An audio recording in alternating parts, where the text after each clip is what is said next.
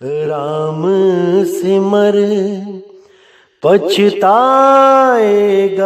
मन, राम सिमर पछताएगा।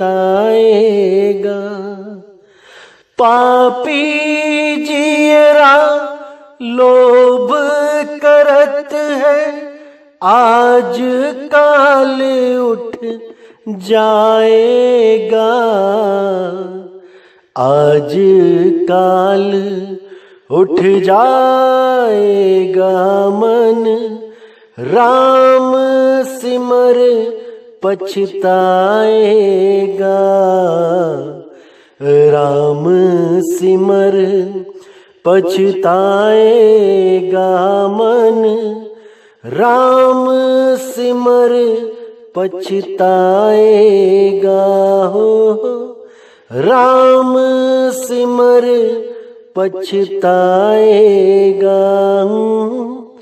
राम सिमर पछताएगा। नमस्कार मेरे प्यारे भाइयों, मेरे परमपिता परमात्मा के प्यारे जीव हंसों, मैं बंदी छोड़ से यही अरदास करता हूं कि आप सब मेरे भाइयों का विवेक पहले से ज्यादा और ज्यादा से ज्यादा बढ़ता ही जाए और ऐसी कोई दुविधा ना रहे जो मेरे भाइयों को 1% भी विचलित कर पाए। ऐसा कोई भरमजाल ना बचे जो मेरे भाइयों को 1% भी परेशान कर पाए। हर चीज ऐसी क्रिस्टल क्लियर होती चली जाए, हर चीज ऐसी दिमाग में पड़ती चली जाए कि हर बात बिल्कुल साफ होती चली जाए और मालिक के घर का रास्ता बिल्कुल क्लियर दिखाई देने लग जाए। ऐसा विवेक उत्पन्न हो जाए मेरे भाइयों में, मैं बस यही अरदास करता हूं, बार बार करता हूं।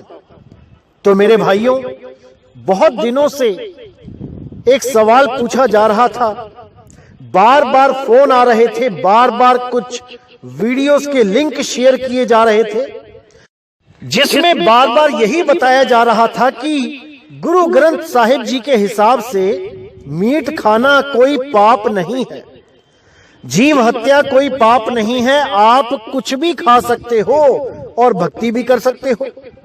यानी आप चाहो तो गाय का मीट खा लो, आप चाहे तो सुअर का मीट खा लो, आप चाहे तो बकरी मारो, मुर्गी मारो, कुछ भी मारो, कुछ भी खा लो।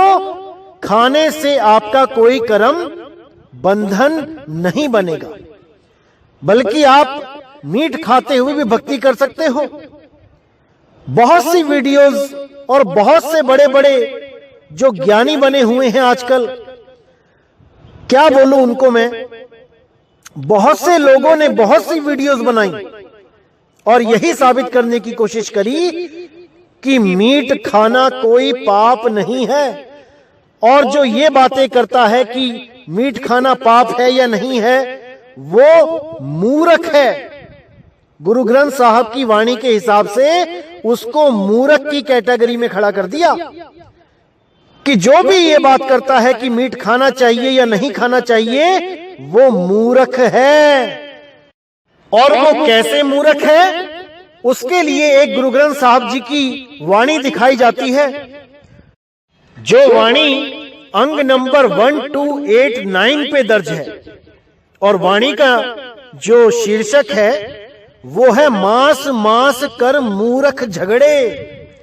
अब यहां पर इस वाणी को दिखा के बहुत से YouTube चैनलों ने ये साबित कर दिया कि गुरु ग्रंथ साहिब जी के हिसाब से मीट खाना कोई पाप नहीं है, मीट खाने वाला भी परमात्मा को प्राप्त कर सकता है और भव बंधन से निकल सकता है।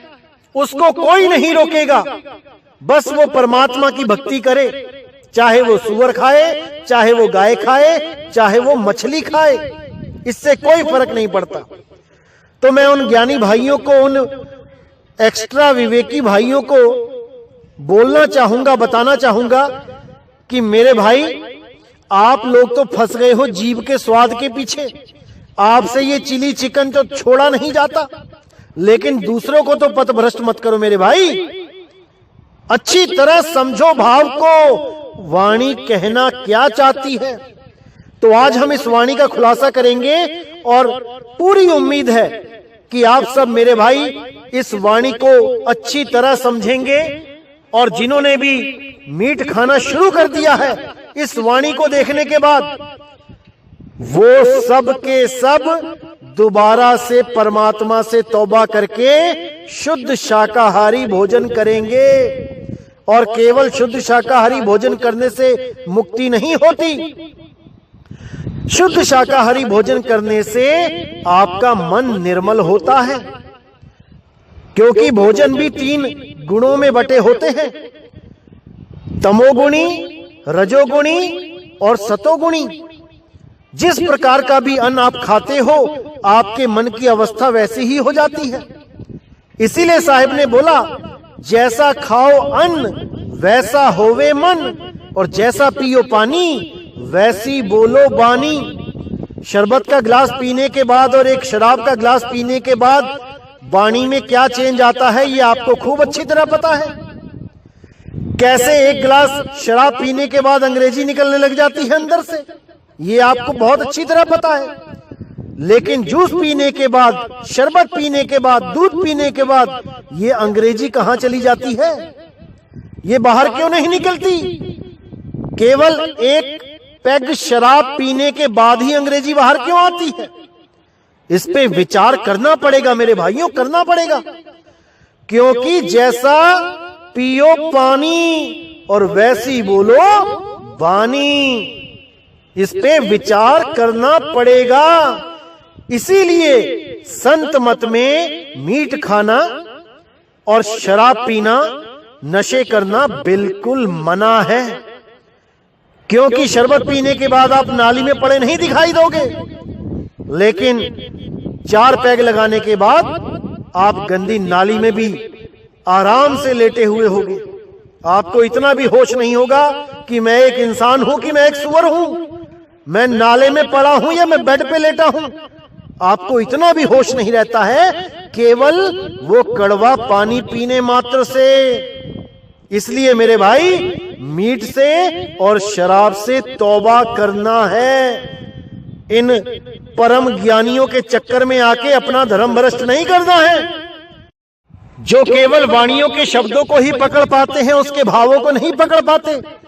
ऐसे लोगों के पीछे लग के अपना जीवन बर्बाद नहीं करना है मेरे भाइयों, नहीं करना है। क्योंकि ये एक जीवन मिला है, इसमें जितना विवेक जगा लोगे उतना ही आपके लिए लाभदायक रहेगा। अविवेकी होके ऐसे लोगों के पीछे लग जाओगे तो अपना जीवन बर्बाद कर लोगे।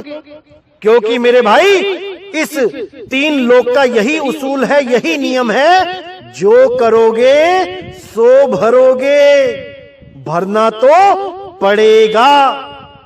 इसीलिए मेरे भाइयों, अच्छी तरह समझना है, विवेक लगाना है कि वाणी कहना क्या चाहती है। तो आइए देखते हैं क्या कहती है वाणी। मास मास कर मूर्ख झगड़े, ज्ञान ध्यान नहीं जाने, कौन मास कौन साग कहावे, किस मही पाप समाने। इन 2 लाइनों को पढ़ के ये परम विवेकी लोग जनता को ये भाषण देते हैं कि जो भी मांस मांस करके लड़ता है, यानी कि जो भी ये बात करता है कि मांस खाना चाहिए या नहीं खाना चाहिए भक्ति में, वो मूर्ख है। मतलब कि किसी को भी कभी टोकना नहीं चाहिए कि तुम मांस खाते हो या नहीं खाते हो। मांस खाने वाला भी भक्ति कर सकता है और साग खाने वाला भी भक्ति कर सकता है। अब मेरे भाइयों, आपने पूरा विचार करना है, पूरा विवेक लगाना है इस वाणी पे। इसमें 2 बार मांस क्यों लिखा गया है, इसमें विचार करना है कि मांस मांस कर मूर्ख झगड़े, ज्ञान ध्यान नहीं जाने। बात हुई है ज्ञान ध्यान की। इसका मतलब कि ये वाणी उन लोगों के लिए बोली जा रही है जो कहीं ना कहीं ज्ञान ध्यान से रिलेटेड हैं। ये वाणी उन लोगों के लिए नहीं बोली है जो लोग मीट और साग दोनों ही खाते हैं, या मीट खाने वाले और साग खाने वाले लोगों के लिए, जो आम जनता है।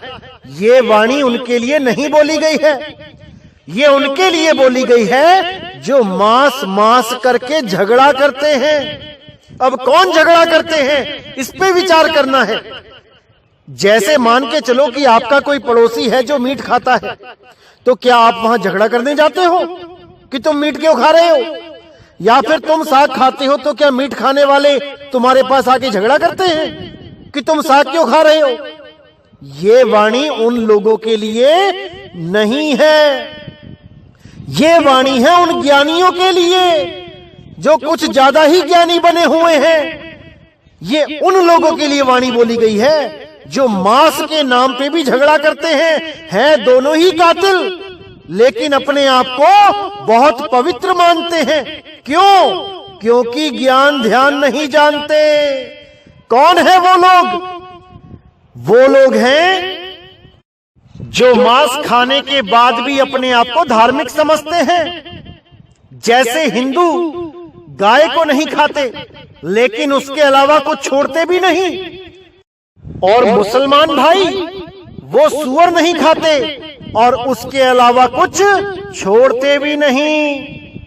अब ये दोनों ही भाई लोग ये समझते हैं कि अगर हिंदुओं ने गाय खा ली तो वो नरक में चला जाएगा, अगर मुसलमान ने सूअर खा लिया तो दोजक में चला जाएगा। अब ये नहीं जान पा रहे हैं कि दोनों ही मांस तुम्हें नरकों में दोजक में लेके जाएंगे।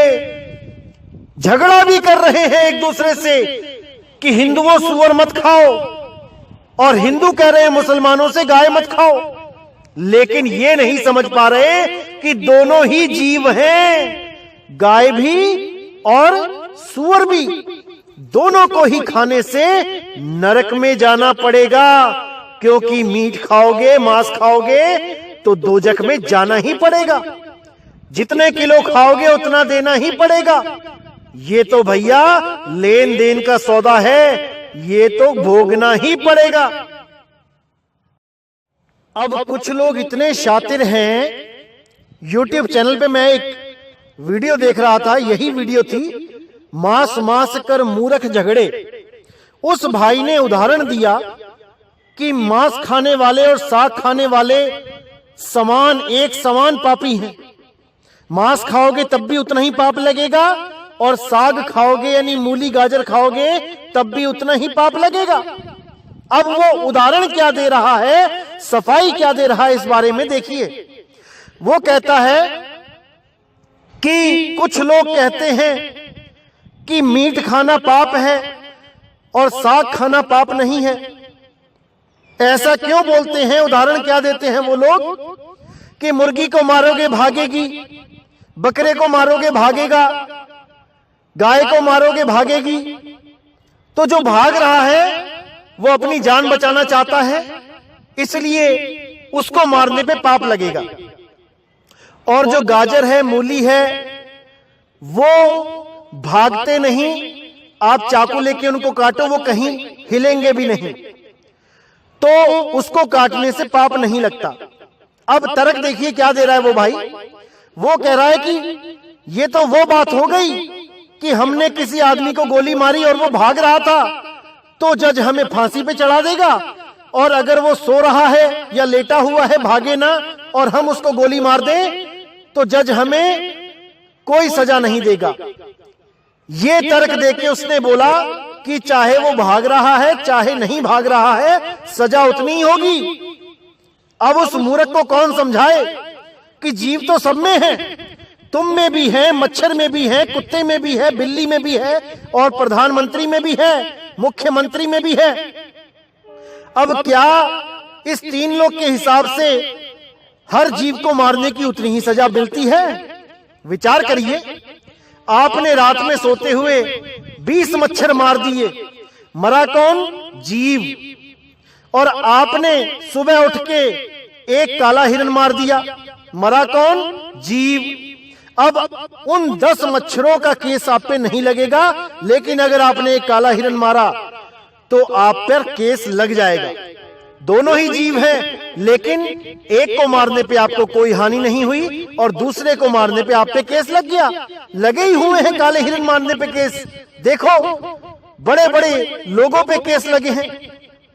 अब वही आदमी एक काले हिरन को मारता है तो उस पे केस लगता है, और वही आदमी अगर सीएम या पीएम के पास बंदूक लेके चला जाए गोली मारने के लिए, तो मेरे भाई तुम पे केस भी नहीं लगेगा।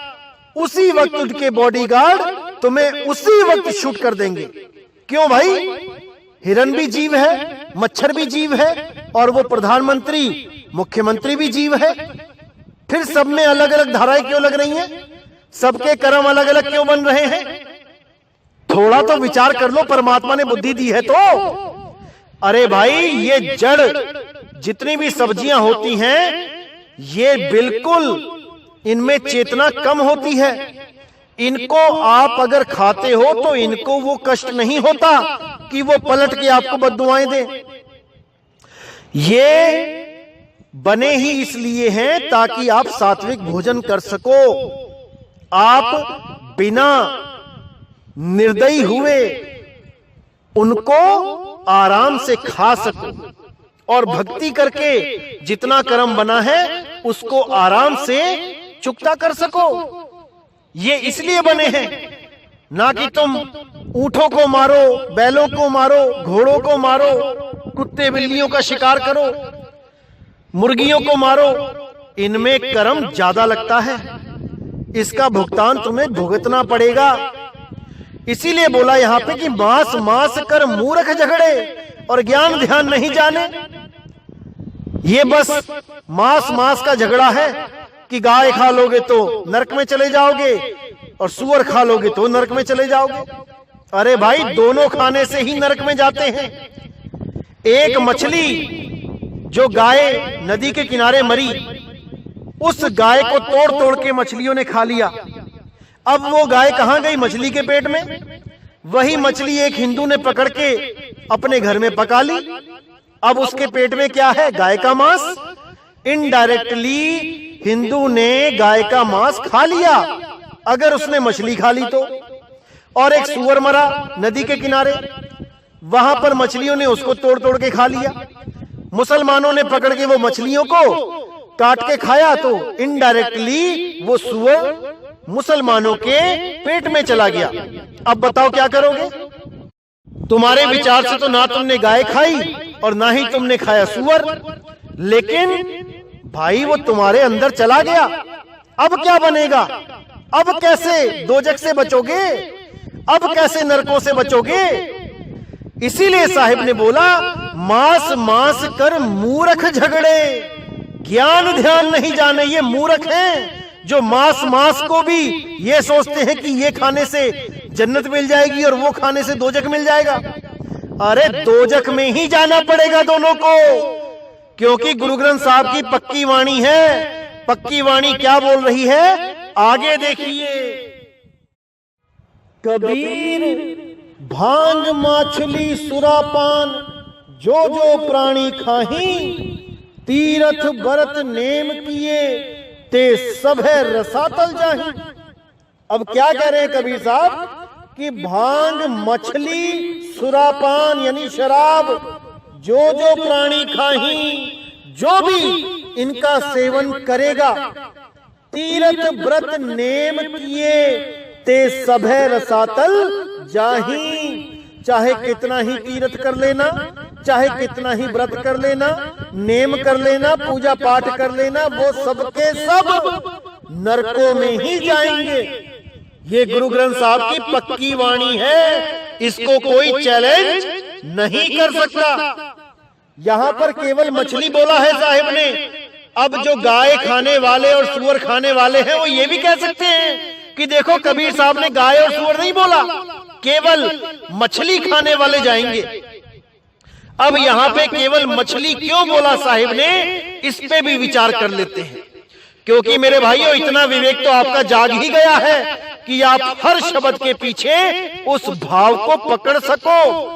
ये आपका भाई आपकी मदद करने के लिए तैयार बैठा है, बस आप भावों को पकड़ो तो सही।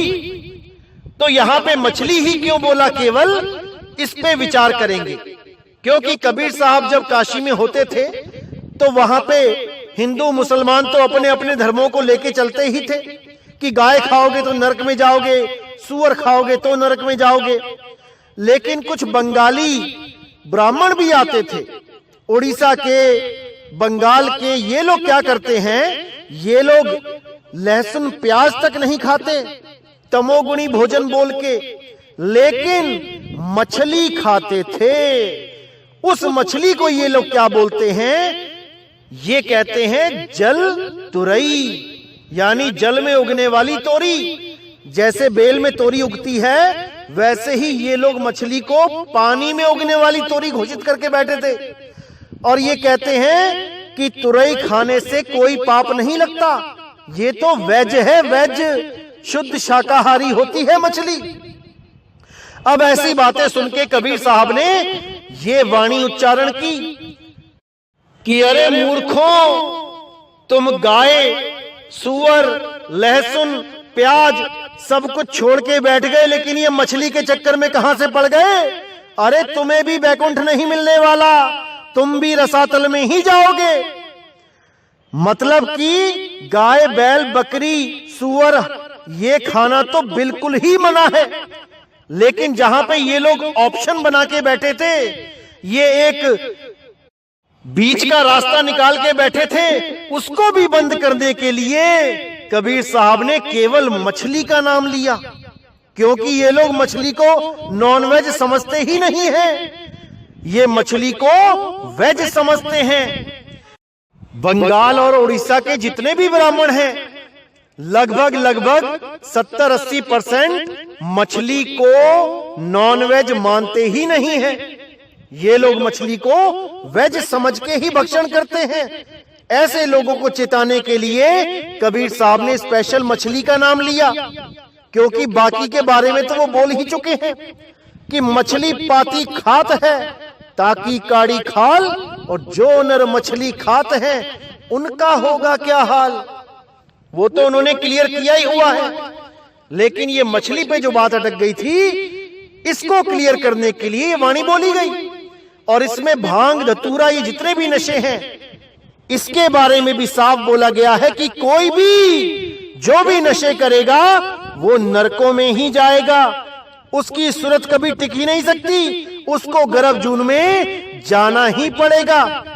चाहे वो कोई भगत हो या हो कोई साधु। ऐसा नहीं है कि भगवे चोले पहन लिए, सफेद चोले पहन लिए, बन गए साधु और गांजा, अफीम, चरस उड़ा रहे हैं धुआं। ऐसे बात नहीं बनेगी मेरे भाई। ऐसे लोगों को नरकों में जाना ही पड़ेगा, चाहे वो किसी भी पंथ से हो, किसी भी धर्म से हो। ये कबीर साहब की पक्की वाणी है। अच्छी तरह समझ लो मेरे भाइयों, अच्छी तरह समझ लो। और ये जितने भी मांसखोरी हैं, जितने भी मांसखोर ये प्रचारक हैं, इनसे सावधान रहो। ये तुम्हें रसातल पहुंचाने के लिए ही आए हैं। इनसे पूरा सवाल जवाब करो कबीर साहब की इस वाणी का आधार लेके। देखो कैसे मुंह छुपाते फिरेंगे ये लोग। बिल्कुल भी मांस नहीं खाना है मेरे भाई, नहीं खाना है। और किसी प्रकार का भी नशा नहीं करना है। और जिनके गुरु लोग किसी भी प्रकार का नशा करते हैं, वो सब नरकों में जाने के लिए तैयार रहें। और जब गुरु नरकों में जाएगा तो चेला भी अपने आप पहुंच जाएगा बिना कुछ किए। क्योंकि चेला तो वैसे ही गुरु की लड़ पकड़ के बैठा है। जहां जहां गुरु वहां वहां चेला। इसीलिए मेरे भाइयों, पूरा विवेक जगा के रखो, हर चीज को क्लियर करते चले जाओ। मैं बिल्कुल नहीं चाहता कि कहीं पर भी कोई भ्रमित हो। हर चीज बिल्कुल क्लियर होनी चाहिए, तभी भक्ति बनेगी, तभी उस परम सत्ता को प्राप्त कर पाओगे। तो यहां पर बिल्कुल क्लियर कर दिया कि मांस मांस कर मूर्ख झगड़े और ज्ञान ध्यान नहीं जाने। उसके बाद जो साग की बात करी है वो इसलिए बोली गई है कि ऐसा भी मत समझो कि केवल साग खाने मात्र से ही, यानी कि जीव हत्या तुम नहीं कर रहे हो, अच्छे अच्छे काम कर रहे हो, सबका भला कर रहे हो, तो सोच रहे हो मेरी मुक्ति हो जाएगी। ऐसे भी नहीं होगी, क्योंकि मुक्ति का कारण केवल नाम है। अगर नाम है जीवन में तो मुक्ति मिलेगी, कोई रोक नहीं सकता। और अगर नाम नहीं है तो भले सारी उम्र पुण्य कर्म करते चले जाओ, केवल साग खाओ, लोगों का भला करो, अच्छे अच्छे कार्य करो, फिर भी मुक्त नहीं हो सकते। क्योंकि मुक्ति का एक ही रास्ता है, वो है नाम दान। उस नाम के बिना भूल जाओ कि किसी को मुक्ति मिलेगी, कभी नहीं मिल सकती। इसीलिए संतों ने बोला, कलयुग में एक नाम या धारा, सिमर सिमर नर उतरो पारा। वहां पे ये नहीं बोला कि तुम केवल अच्छे अच्छे काम करो, या तुम केवल शाकाहारी भोजन करो, या तुम केवल लोगों का भला करो तो तुम मुक्त हो जाओगे। नहीं, अगर पार उतरना है तो नाम सिमरन करना ही पड़ेगा। और नाम सिमरन तब कर पाओगे जब तुम्हारे जीवन में कोई भेदी गुरु आएगा। जब भेदी गुरु आ जाएगा तो सारे भ्रम तोड़ दिए जाएंगे, हर प्रकार के भ्रम का नाश होगा और रास्ता बिल्कुल सटीक समझ में आने लग जाएगा कि करना क्या है। और उसके बाद जन्मों जन्मों से जो ये सूरत फंसी हुई है संसार में, इसको रास्ता मिल जाएगा निकलने का।